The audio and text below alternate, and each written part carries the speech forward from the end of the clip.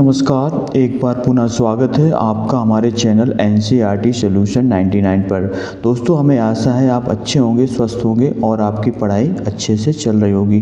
दोस्तों, आज हम जो है सामान्य विज्ञान के एक महत्वपूर्ण प्रैक्टिस सेट को हल करेंगे। ये प्रैक्टिस सेट आपकी आगामी परीक्षाएं, आप चाहे दोस्तों MP police, SSC, railway, bank इत्यादि और टीचर्स एग्जाम से संबंधित सभी परीक्षाओं के लिए यह दोस्तों आप प्रैक्टिस सेट आपके लिए बहुत ही लाभकारी साबित होगा। तो दोस्तों, स्टार्ट करते हैं आज के इस प्रैक्टिस सेट को।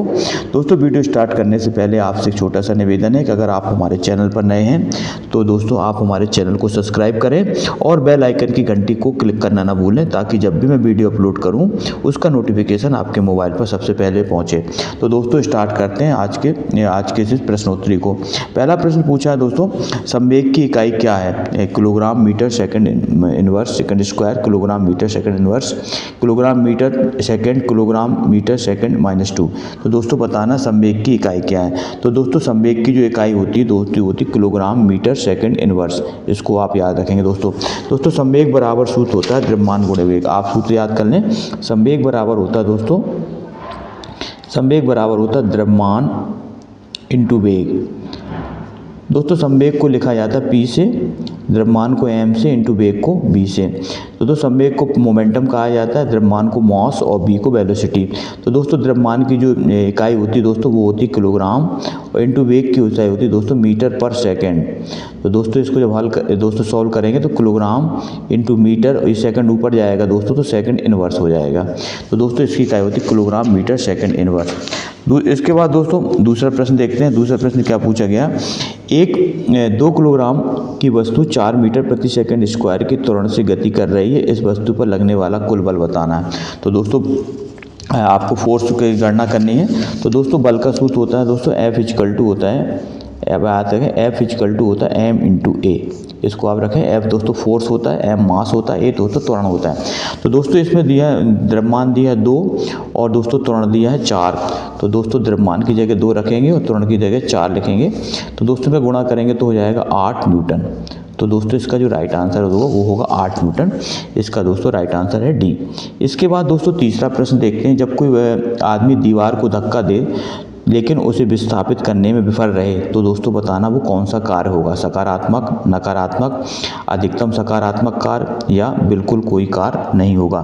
तो दोस्तों, जब कोई वस्तु दीवार को धक्का देता है और दीवार को विस्थापित करने में असफल रहता है तो दोस्तों उसका जो किया गया कार्य होगा दोस्तों वो क्या होगा? शून्य होगा।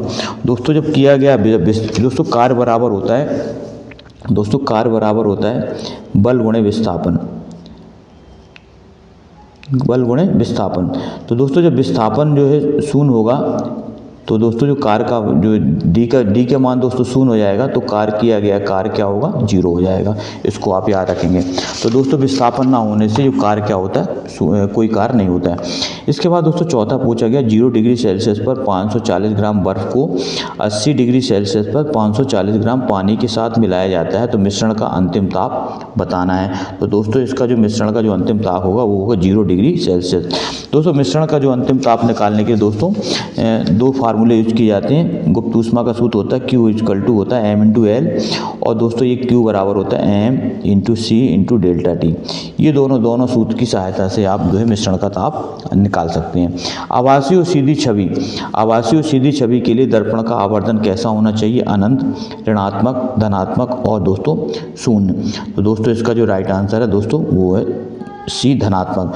दोस्तों, जब कोई प्रतिबिंब धनात्मक प्राप्त होता है दोस्तों, आवर्धन जब धनात्मक होता है तो प्रतिबिंब जो है मुख्य कक्ष के ऊपर की ओर बनता है। तो जो मुख्य कक्ष के ऊपर की सभी दूरियां दोस्तों क्या होती हैं? धनात्मक होती हैं। इसको आप याद रखेंगे। 20 ओम के 2 प्रतिरोधों को समांतर क्रम में एक दूसरे के साथ जोड़ा जाता है, फिर इस समायोजन को 10 ओम के प्रतिरोध के साथ जोड़ा जाता है, तो उसका तुल्य प्रतिरोध कितना होगा? तो दोस्तों, तुल्य प्रतिरोध निकालने के लिए दोस्तों फार्मूला होता है समांतर क्रम और श्रेणी क्रम का फार्मूला। दोस्तों, समांतर क्रम के लिए जो फार्मूला लगाया जाता है वो दोस्तों इस तरह लगाया जाता है। समांतर क्रम का सूत्र होता है दोस्तों, समांतर क्रम का सूत्र होता है 1/r = 1/r1 + 1/r2। तो दोस्तों, इसमें 2 प्रतिरोध दिए हैं 20 ओम के।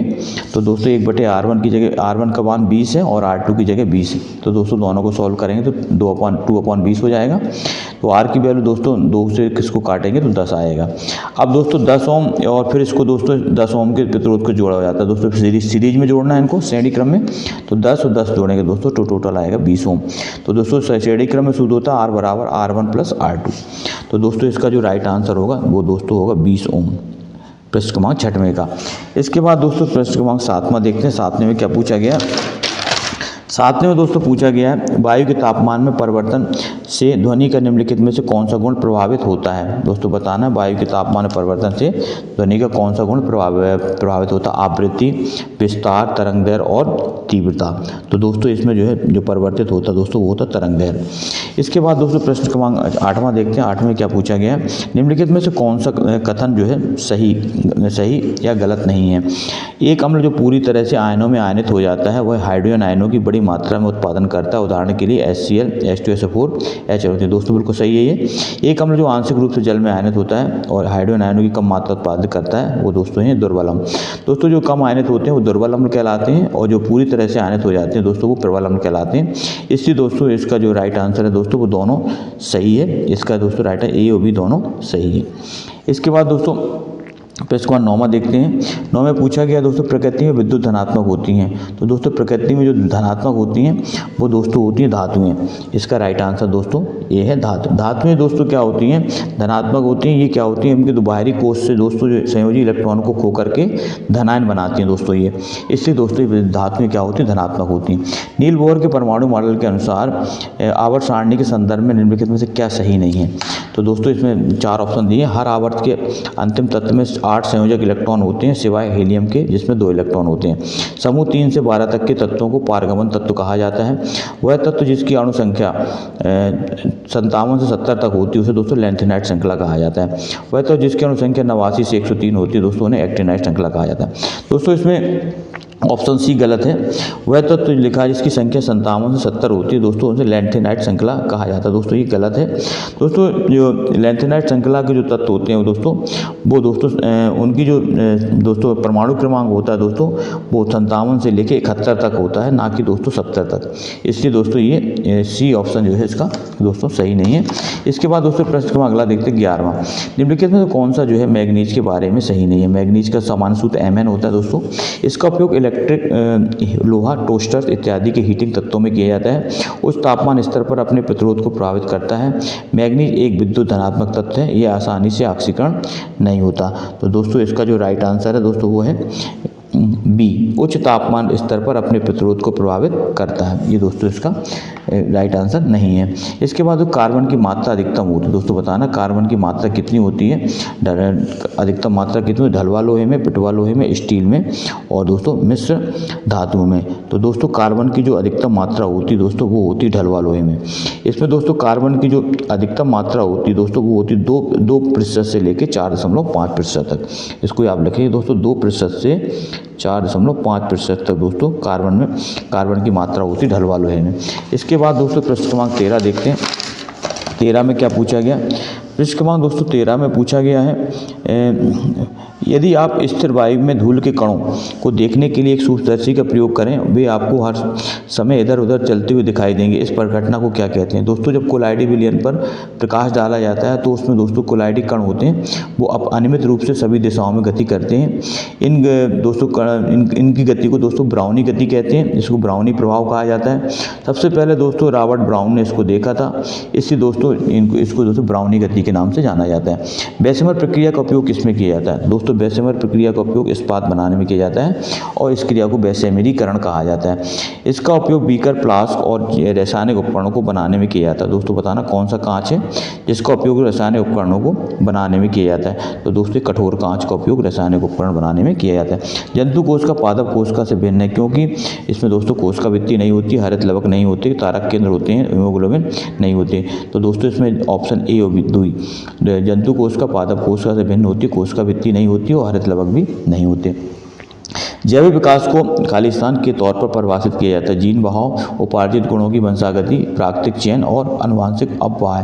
तो दोस्तों इसका जो राइट आंसर है वो है प्राकृतिक चयन। इसके बाद निम्नलिखित में से कौन सा कथन गलत है? मानव शरीर में आयोडीन की कमी से एनीमिया होता है। दोस्तों यही गलत, पहला ही दोस्तों गलत है कि जो मानव शरीर में आयोडीन की कमी से दोस्तों घेंगा रोग होता है, ना कि एनीमिया होता है। दोस्तों एनीमिया रोग जो रोग होता है दोस्तों वो होता है खून की कमी से। इसको आप अच्छी तरह से याद रखें। जो एनीमिया रोग होता है वो दोस्तों आयरन की कमी से होता है। दोस्तों इसके दोस्तों जो असत्य कथन है वो है दोस्तों आपका ए। इसके बाद दोस्तों प्रश्न क्रमांक अगला देखते हैं। तो 19वां प्रश्न 19 में क्या पूछा गया है? भोजन नली की दीवारों के संकुचन और प्रसरण की गति को क्या कहते हैं? तो दोस्तों इसे कहते हैं क्रमांकुकंचन। इसका दोस्तों राइट आंसर दोस्तों ए है। निंदा रोग किसके कारण होता है? दोस्तों निंदा रोग बताना किसके कारण होता है? तो दोस्तों निंदा रोग जो होता है ट्राइपेनोसोमा नामक परजीवी के द्वारा दोस्तों निंदा रोग होता है। दोस्तों ये प्रोटोजोआ परजीवी है जिसके कारण दोस्तों निंदा रोग होता है। तो इसके बाद दोस्तों प्रश्न निम्नलिखित में कौन सा प्रकाश संश्लेषण के लिए आवश्यक नहीं है? तो कौन सा है? सूर्य का प्रकाश, ऑक्सीजन, क्लोरोफिल और कार्बन डाइऑक्साइड। दोस्तों बताना कौन सा इसमें ऐसा यौगिक है जो प्रकाश संश्लेषण के लिए आवश्यक नहीं है? तो दोस्तों प्रकाश संश्लेषण के लिए जो आवश्यक नहीं है दोस्तों वो है ऑक्सीजन। ऑक्सीजन दोस्तों प्रकाश संश्लेषण में एक बनने वाला उत्पाद है जो कार्बन डाइऑक्साइड और जल की सहायता से दोस्तों बनता है। प्रकाश संश्लेषण का दोस्तों जो फार्मूला होता है उसको आप अच्छी तरह देख लें। इसमें कार्बन डाइऑक्साइड का दोस्तों जो सूत्र होता है वो होता है, प्रकाश संश्लेषण का जो फार्मूला होता है वो दोस्तों होता है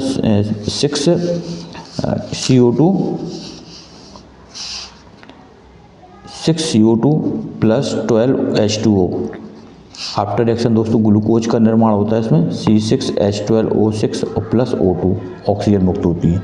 ये दोस्तों है तो दोस्तों इसमें ऑक्सीजन का उत्पादन होता है। कार्बन डाइऑक्साइड के दोस्तों 6 मोल रहते हैं और दोस्तों 6 मोल रहते हैं दोस्तों जल के। तो दोस्तों से ग्लूकोज का निर्माण होता है प्लस ऑक्सीजन उत्पन्न होती है। इसके बाद दोस्तों अगला प्रश्न, गुजरात स्थित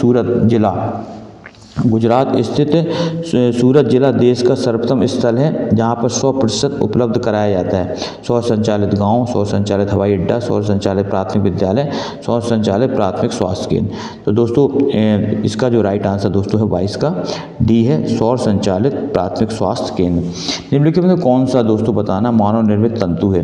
ऊन, रेयान, रेशम और कपास। तो दोस्तों इसमें मानव निर्मित जो तंतु है दोस्तों वो है हमारा रेयान। रेयान दोस्तों एक मानव निर्मित तंतु है जो दोस्तों सेलुलोज से बनाया जाता है। इसको आप याद रखें। जबकि ऊन, रेशम और कपास ये दोस्तों जो है प्राकृतिक तंतु हैं, जबकि रेयान दोस्तों क्या है? मानव निर्मित तंतु है जो कि सेलुलोज से बनाया जाता है। कंप्यूटर में डेटा किसे कहा जाता है? कंप्यूटर में डेटा किसे कहा जाता है? संख्या को, चिन्ह को, दी गई सूचनाओं को, चिन्ह व संख्यात्मक सूचनाओं को। तो दोस्तों जो डेटा होता है जो है वो चिन्ह व संख्यात्मक सूचनाओं को दोस्तों डेटा कहा जाता है। इसका राइट आंसर दोस्तों डी है। दिनांक एवं समय प्रदर्शित होता है टास्क बार पर, स्टेटस बार पर, सिस्टम ट्रे पर और लॉन्च पैड पर।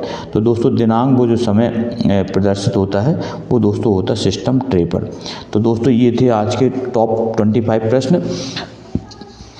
आई होप कि दोस्तों ये प्रश्न आपके लिए बहुत ही लाभकारी साबित होंगे। दोस्तों अगर आपने अभी तक हमारे चैनल को सब्सक्राइब नहीं किया है तो आपसे पुनः एक विनम्र आग्रह है कि आप हमारे चैनल को सब्सक्राइब कर लें और बेल आइकन की घंटी पर क्लिक करना न भूलें।